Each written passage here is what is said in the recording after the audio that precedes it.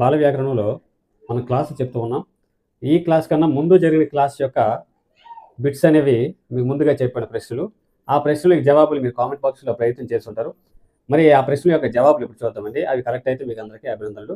జవాబులు చూద్దాం. ఇప్పటివరకు మీరు కామెంట్ చేయకపోతే దయచేసి కామెంట్ చేయండి. అంతకన్నా మించి లైక్ చేయండి. ఇప్పుడు జవాబులు చూద్దాం.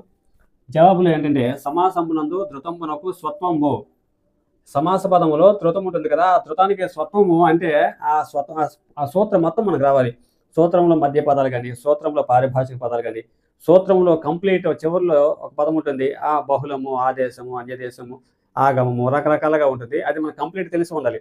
కాబట్టి ఆ సూత్రం పైన అవగాహన ఉందా లేదా ఉద్దేశంతో మన పైన ఎక్కువ దృష్టి పెడుతూ ఉంటారు కాబట్టి పూర్తిగా రావాలి.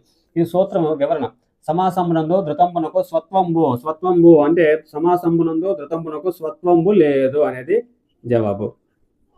స్వత్వం ఉంటుందా లేదా అనేది జవాబు. స్వత్వం అనేది ఉండదు. ఇక్కడ స్వత్వము అంటే ఏమిటి? సమాసమునందు ధృతమునకు స్వత్వము లేదు అన్నది కదా. ఇప్పుడు స్వత్వం అంటే ఏమిటి అనేది ఇక్కడ ప్రశ్న ఇచ్చారు. స్వత్వం అంటే ఏమిటి? ధృతమునకు ప్రకృతి భావము స్వత్వము అంటే ఏమిటి? ధృతం అనేది ఉంటుంది కదా, ను అనేది ఇది స్వత్వరూపము. సమాస పదాల్లో ఈ ను అనేది ఉండదంట. ను అనేది కనబడదు, స్వత్వ రూపంలో ఉండదు. ఈ పదాలన్నీ కూడా మనం ఉదాహరణగా ఆ క్లాస్ చెప్పేటప్పుడు వివరంగా చెప్పుకున్నాం. మీరు చూసే ఉంటారు, లేదంటే తప్పకుండా చూడండి.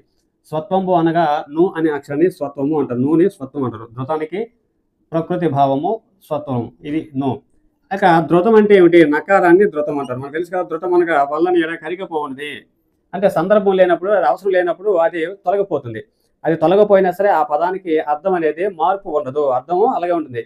కాబట్టి నన్ను అన్నదనుకో నకార పొల్లిపోతుంది, నన్ను అని ఉన్నదనుకోండి అది అర్థమే మారదు కదా. నన్ను అనేది అర్థవంతమైనది. నన్ను అని ఉన్నా సరే, నన్ను అని ఉన్నా సరే అర్థవంతంలో ఎటువంటి తేడా ఉండదు, అర్థంలో ఒకటే ఉంటుంది. కాబట్టి ఆ ధృతం అనగా సందర్భం లేనప్పుడు అది కరిగిపోతుంది, అది తొలగిపోతుంది, ఎటువంటి అర్థం అనేది మార్పు ఉండకుండా ఉంటుంది. కాబట్టి నకారాన్ని ధృతం అంటారు.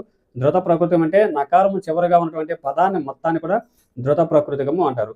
మరి స్వత్వం అంటే ను అనే అక్షరాన్ని ఇది ఎలా కనబడుతుంది? ధృతానికి ప్రకృతి భావము ను, ఇది స్వత్వంబు. ఇవి ఈ 3 ప్రశ్నల యొక్క జవాబులు.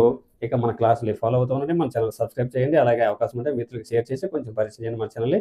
మరింత సపోర్ట్ కల్పించండి మిత్రమా. Thank you.